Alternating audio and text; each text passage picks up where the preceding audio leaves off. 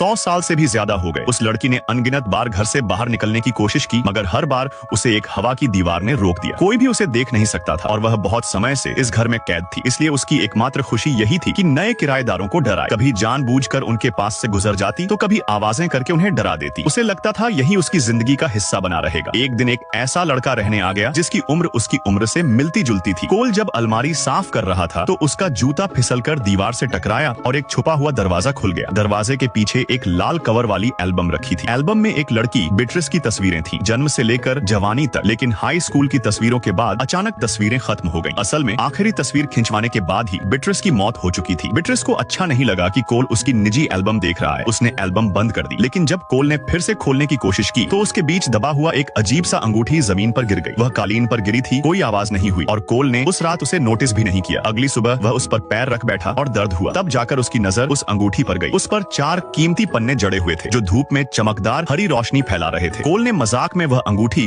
अपनी उंगली में पहन ली और अगले ही पल बिट्रिस उसके पीछे खड़ी नजर आई। उसे समझ आ गया कि जब भी अंगूठी पहनी जाती है बिट्रिस को देखा जा सकता है। यह पक्का करके कोल ने डर के मारे अंगूठी उतारकर फेंक दी। उसने फिर से तस्वीरों की एल्बम खोली और देखा कि भूत वही है जो तस्वीरों में थी। तभी फर्श पर पड़ी अंगूठी हवा में तैरने लगी और वहीं रुक गई। कोल ने अंगूठी उठाकर फिर पहन ली। 100 साल बाद कोई इंसान बिट्रिस को देख पा रहा था। बिट्रिस विनती करते हुए बोली कि कोल अंगूठी मत उतारे। कोल भी थोड़ा सहमा हुआ था, मगर लंबे समय तक सोचने के बाद उसने उससे उसके अतीत के बारे में पूछा। बिट्रिस ने बताया कि कई साल पहले वह म्यूजियम से यह अंगूठी उठा लाई थी। बाहर निकलते ही सड़क पर उसका एक्सीडेंट हुआ और उसकी मौत हो गई। लेकिन अगले ही पल उसने खुद को अपने कमरे में पाया। उसी दिन से वह इस घर में कैद हो गई, कभी भी बाहर नहीं जा सकी। बिट्रिस चाहती कि कोल से बातें करती रहे, मगर कोल ने कहा वह भूत से दोस्ती नहीं करना चाहता। उसने कहा चलो एक दूसरे को अनदेखा मानते हैं। बिट्रिस ने मान लिया। जब कोल पढ़ाई करता तो वह जानबूझकर आवाजें करके उसे परेशान करती। धीरे धीरे दोनों की बातचीत में पता चला कि दोनों को संगीत पसंद है। बिट्रिस का जन्म एक संगीत परिवार में हुआ था और उसने बचपन संगीत विद्यालय में ही बिताया। वहीं कोल बचपन से गिटार बजाता था और कोई भी धुन निकाल सकता था, लेकिन पिता की मौत के बाद उसने गिटार बजाना छोड़ दिया था। कोल ने कहा कि वह शोर मचाना बंद करे। बिट्रिस ने हामी भरी, लेकिन खाने के वक्त उसने फिर शरारत की। उसने कोल की माँ के सामने भी मजाक कर दिया, जिससे कोल घबरा गया और तुरंत कोई बहाना बना दिया। रात को कोल फिर कमरे में लौटा और अंगूठी पहनकर बिट्रिस से समझौता किया। उसने कहा मैं अंगूठी पहने रखूंगा, मगर शर्त यह है कि तुम माँ को कभी तंग मत करना। हाल ही में उसने बहुत कुछ सहा है, मैं नहीं चाहता उसे और दर्द मिले।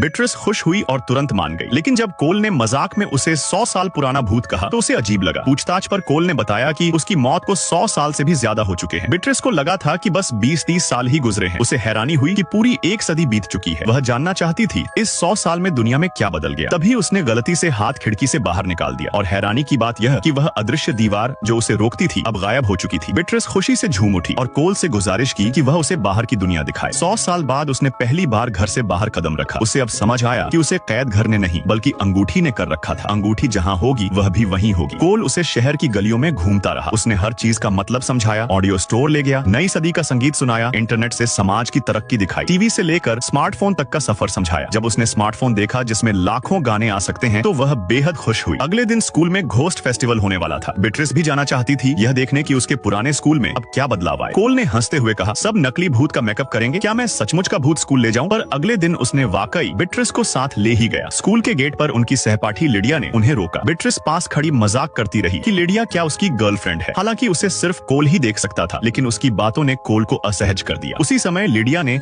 अजीब ऊर्जा महसूस की। कोल ने घबराकर अंगूठी उतार दी, मगर लिडिया ने अंगूठी को देख लिया। उसे वह अंगूठी जानी पहचानी लगी। वह सीधे अपने दादा की एंटीक शॉप पहुंची, एक पुरानी किताब खोली और उसमें उस अंगूठी का जिक्र मिल गया। उसका नाम था प्रेमियों की अंगूठी। यह प्राचीन मिस्र के एक फराव की थी। यह अंगूठी एक जोड़ी थी, जिसे भी यह जोड़ी अलग करती वह जल्द ही मर जाता और उसकी आत्मा हमेशा भटकती रहती जब तक कि अंगूठियां दोबारा मिल न जाए, और तभी आत्मा अगले जन्म में जा सकती है। लिडिया ने तुरंत कोल से संपर्क किया और सारी जानकारी बता दी। कोल ने भी स्वीकार किया कि उसके पास सचमुच एक भूत है। उसने पूछा कि दूसरी अंगूठी कहाँ है। लिडिया पहले ही खोज कर चुकी थी। दूसरी अंगूठी न्यूयॉर्क के ऐतिहासिक संग्रहालय में थी और जल्द ही नीलाम होने वाली थी। कोल के पास मौका था कि नीलामी से पहले वह दोनों अंगूठियां मिलाकर बिट्रिस को मुक्त कर दे। यह जानकर कोल घर पहुंचा ताकि बिट्रिस को बताए, लेकिन दरवाजा खोलते ही उसने देखा कि कमरे में मोमबत्तियों की रोशनी फैली हुई है। रोमांटिक माहौल बना है। वहाँ बिट्रिस गिटार बजा रही थी और सोफे पर बैठी उसकी धुन में खोई हुई थी। कोल एक पल को भूल गया कि वह आत्मा है। उसे ऐसा लगा जैसे बिट्रिस इंसानों की तरह जीवन का आनंद ले रही हो, और उसी पल उसने अंगूठी लौटाने का इरादा मन ही मन टाल दिया।